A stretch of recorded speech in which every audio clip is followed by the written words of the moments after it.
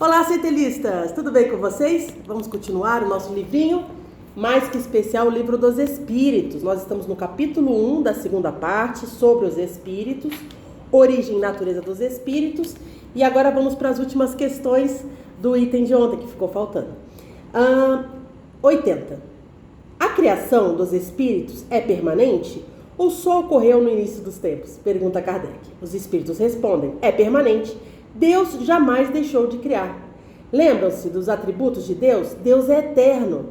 Deus existia, existe e existirá para sempre. Não é crível pensar num Deus inativo.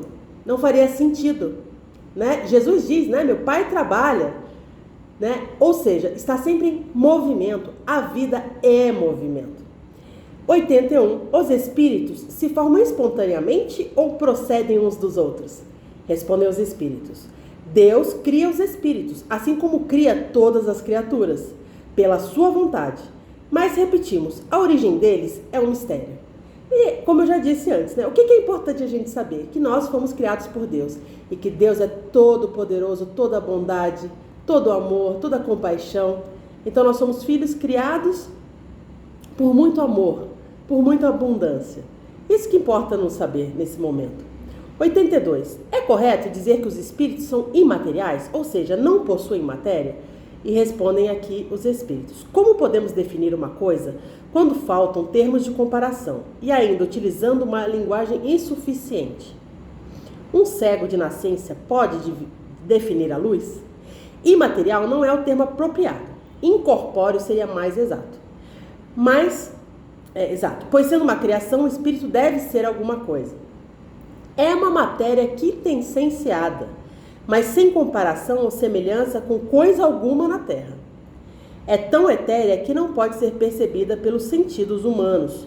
Então aqui ele está tentando explicar para a gente, né, que o espírito ele possui uma matéria, mas não como nós conhecemos, né, essa matéria que os nossos sentidos percebem.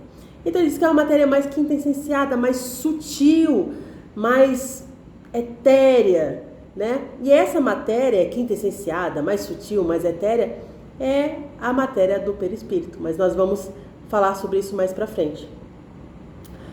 83. Os espíritos têm fim? Compreendemos que o princípio onde eles emanam é eterno. Então já entendeu que Deus é eterno, beleza? Porém, essa individualidade terá um fim? Os elementos que formam o espírito não se desagregarão após certo tempo para retornar à origem, como ocorre com o corpo material? É difícil compreender algo que teve início não tenha fim. Ele está dizendo o seguinte, como é que é? O espírito é criado por Deus, perfeito, tudo bem. E aí o nosso corpo também é criado por Deus, mas chega uma hora que ele se decompõe. O espírito também se decompõe? De certa forma, é um paralelo que Kardec faz, né? E aí os espíritos respondem, existem coisas que o homem não compreende, porque possui uma inteligência limitada. Que bom pra gente, né? Mas isso não é motivo para que ele as rejeite. O filho não compreende tudo que seu pai compreende, nem o ignorante tudo que sabe compreende com facilidade. A existência dos espíritos não tem fim. É tudo que podemos dizer por enquanto. E por isso que fala a diferença entre Deus e nós. Deus é eterno. Existia, existe e sempre existirá. Nós somos imortais. Fomos criados por Deus e existiremos para sempre. Está certo? Um abraço para vocês e até a próxima!